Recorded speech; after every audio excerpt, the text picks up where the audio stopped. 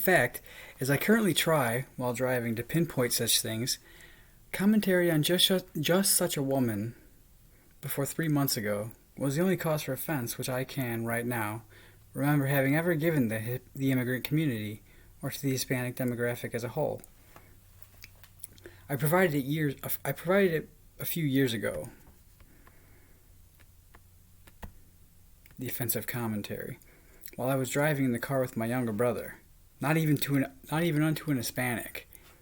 But if you're like me, and you come to realize that your every spoken word is being listened to closely and intensely scrutinized, and likely has been for a very long time, and by any and all and each and every type, then perhaps you'll understand the compulsion to analyze in hindsight every conversation in which you've ever partaken.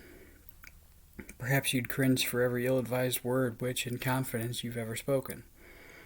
Anywho, when I lived at my parents' house, I had programmed the satellite DVR to record every daily airing of Jeopardy. And may you always, Lord, look upon Alex as a friend. And piss off, you Star Trekkies. Teleport me up, Scotty. This nerd word denotes a brighter beam. What is Star Trebeki? Now, because the local affiliate would sometimes start, and so also end, the syndicated quiz show a little bit late, the 5 minutes that preceded and the 5 minutes that followed each episode were also programmed to record. It was often the case then, when I would later watch the recordings, that I would unintentionally sit through the first 5 minutes of the 4 o'clock news, which broadcasts every weekday consecutive to 3:30 Jeopardy.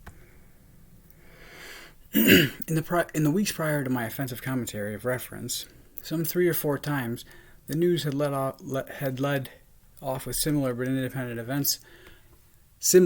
but independent instances of gross Hispanic cave troll women being caught on camera abusing Caucasian infants.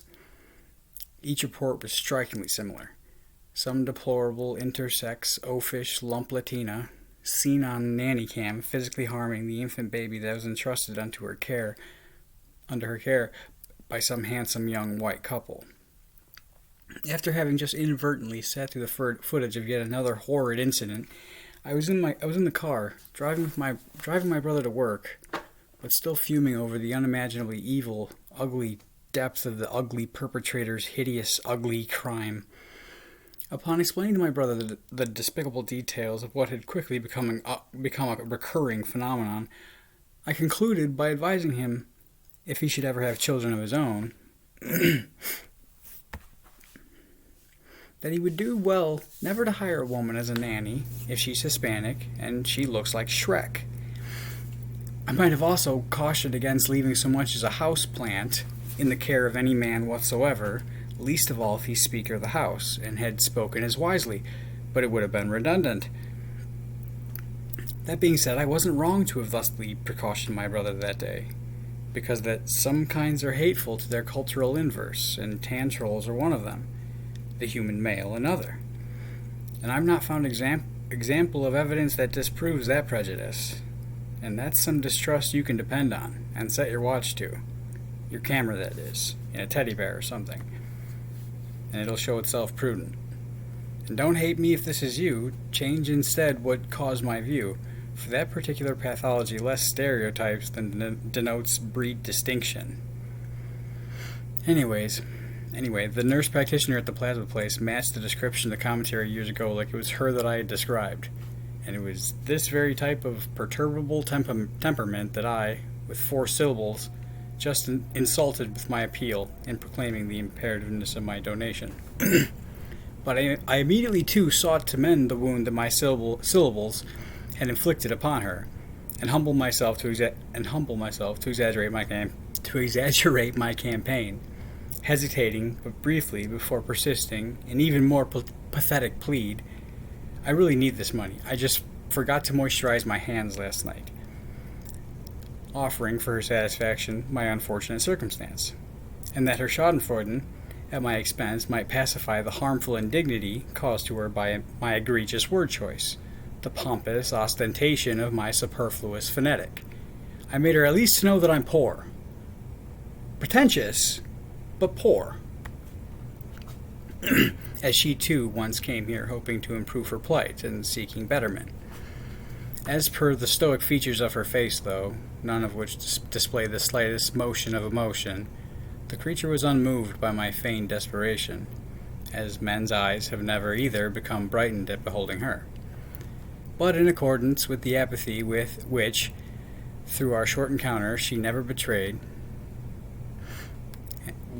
with even the sympathetic pretense of polite conduct that decent people adopt when imparting unfavorable dispatch unto another person, corresponding summation was indifferent toward its proffered advice, how that, well, you need to use lotion and come back another day, to which instruction, in blunt, yet not sharp, but dull retort, I quietly and succinctly acknowledged the more pertinent truth in the room, and merely informed her, no, you just hate white people, before calmly standing up, leaving her office, and exiting the center. But if I had begged the obvious question that posed itself, mainly, if she so resents white people, which she clearly does, then why did she drag her heavy hump up here in the first place? As her miserable slouch certainly isn't adding to the scenery. Would it have been unjustified? Would it have been unwarranted if I also made her aware how that it's not my fault, but that she's made it my problem that she looks like that? Or how it's not me that forces upon her a detrimental diet, that economics forbids nutrition to us both, but she hinders herself with quantity, and that just because it's called a lunch break doesn't mean that she's obligated to actually eat lunch if she's not hungry, that you don't have to feed boredom, just redirect it.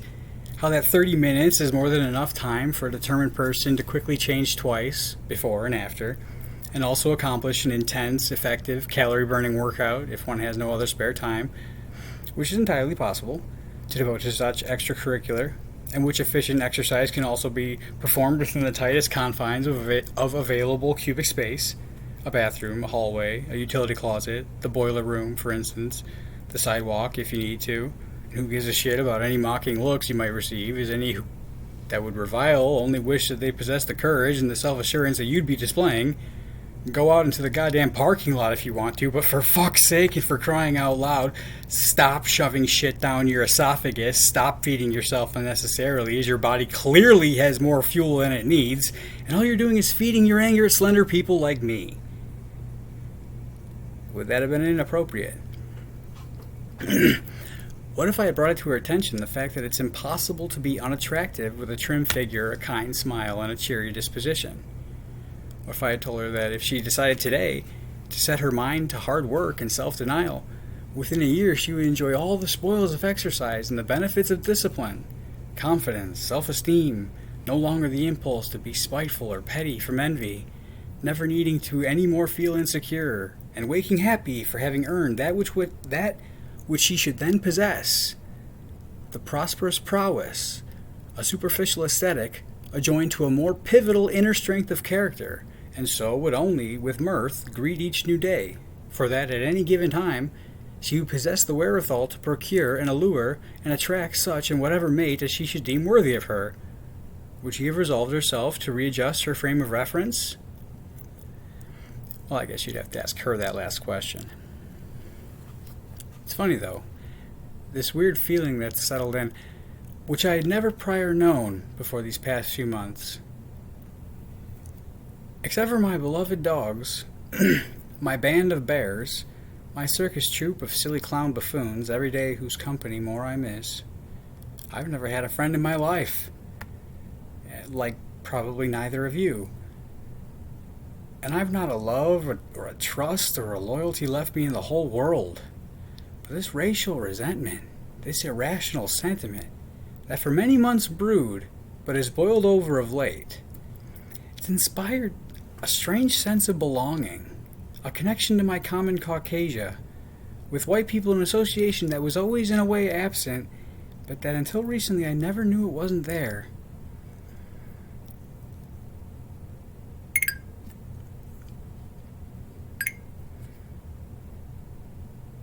I never knew it wasn't there. Probably as the vast majority of the people with whom I've ever associated have been white, and I've just always been alien.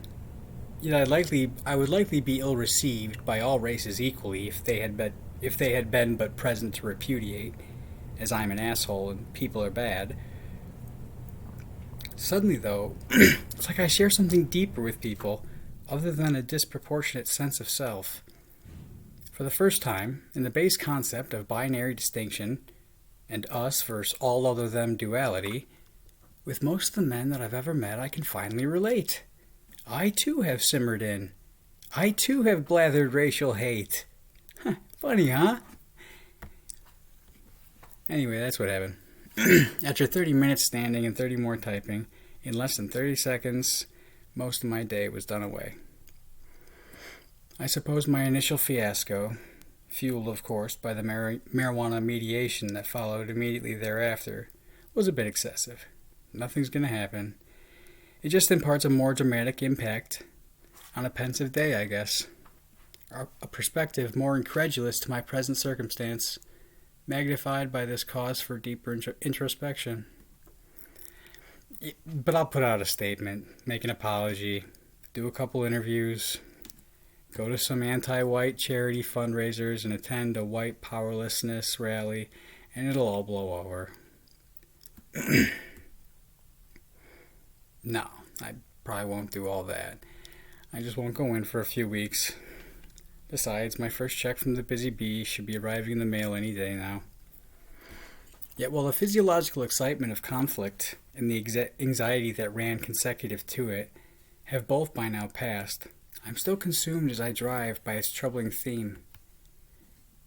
And so I'm exhausting my long memory, drawing resource from my every relevant anecdote as I still try to piece this all together. 30 seconds, though. That's all it took. And my day's designs were dashed. $25 I would have had. And you won't find prostitutes anywhere ready to be stuck at a lower rate. I was going to turn that trick and use it to buy some gloves at the Goodwill store, if they have any. The Montgomery store this time, though. Goodwill. I'm irony's puppet and the protagonist of someone's sad prose. Okay, so what would you think? Monday evening after work, still at the Busy Bee, I walked 3 miles or so from my aunt's house to the Goodwill store at the northeast corner of town. I was on errand for the same gloves which now I cannot get either. They didn't have any. I found some hardier, sturdier footwear, though, for the approaching winter.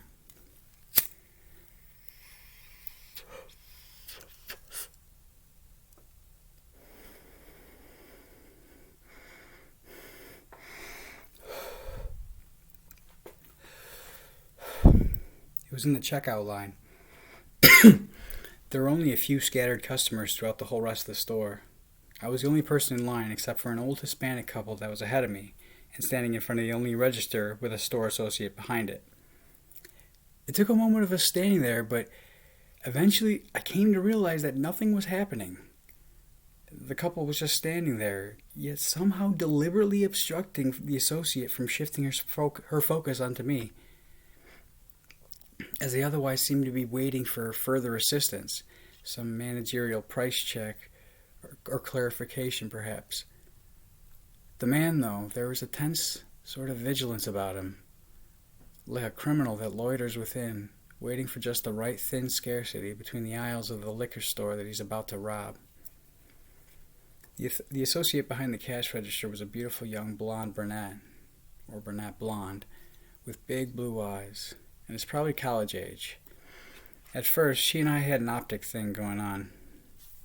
The checkout counter runs parallel to the wall of the windowed face of the solitary building, immediately to one's right upon entering. The restrooms are not far beyond it, if one continues past its far register, under the threshold of the adjacent perpendicular wall, near to the front right corner of the store, from the parking lot's perspective. And so, though, as both walking and driving make me to have to urinate, while passing through upon passing through the two sets of sliding doors that part the end of the store's glass vestibule, I thusly turned right. When I entered, the beautiful associate was arranging the little shelves of impulse items along the customer side of the counter, and she and I exchanged glances as I passed her and proceeded towards the men's room. Some customers had approached by the time I finished, but after I had, then again, we made eyes, she and I, this time from her place behind the register, and mine again in passing her place, but now onto the opposite direction, onto the men's section at the far extremity of the building. I remember, though, only that I recognized her, as I don't forget a pretty face like hers. Roundabout, though, gone, then back there again at the counter, hardier footwear in hand, upon my approach within their proximity, the beautiful associate initially greeted me with a brief but direct glance, which seemed to engage the same intimacy of our eyes twice prior, but now somehow more so. There was so much depth, in fact, to her so short a look, before she returned her eyes onto their earlier indistinct vicinity, off and beyond the other side of the immigrants that stood in front of her, that at first I thought she was merely acknowledging, optically, that soon it would be only she and I up here, once these two were through, and so, as she's pretty, and I'm pretty, was thusly inviting me to perhaps take this prelude opportunity and prepare myself to bat once I should step up to the plate. I accordingly redirected my gaze politely away from her as well, but occupied the next many seconds instead sabotaging myself, contemplating my myriad present problems, so to convince myself of the inevitable futility of any approach that I might ponder, so to persuade myself against any attempt that I might presume, in that my current circumstance is insurmountable, and there's nothing that I might say, without my own place, penniless, and as yet, at the time, only, but still, 30 years old, that should give me hope with her heavenly person, no matter how attractive I might be, or may have been, and so likely still am, since that was just 4 short days ago. Several long cerebral seconds later, some shifts in stance and displacements in my glance that feigned an unassuming interest in our peripheral scenery, but so not to appear impatient, and it became apparent, and it finally dawned on me that nothing was happening, that we were in the midst of some weird limbo, that no progress had been made on the immigrants' transaction, and that this inactivity seemed to and would continue unhindered and with no end in sight, until suddenly then, privy to the awkward tension that was there before that I was there, I reevaluated the scene in front of me, in case I had missed something, looking for clarification first in the eyes of the associate, whose beautiful face I had been deliberately avoiding, because I am a coy boy, and after these people are done, I'll approach the register, and her eyes will look into mine, at the same instant that I, for the first time, look at her face again, and she'll inspire a reflex within me, and a big smile shall spread effortlessly across my face, and without even my volition to control, spontaneous, but for the strategic element that was to withhold her from my view, specifically that my smile need not want for sincerity in its blush, when I should finally behold her splendid symmetry again, but standing before me. And my bright smile will cause her to smile brightly, and it will be easy to talk to her, despite my resolution to swallow the impulse of my desires.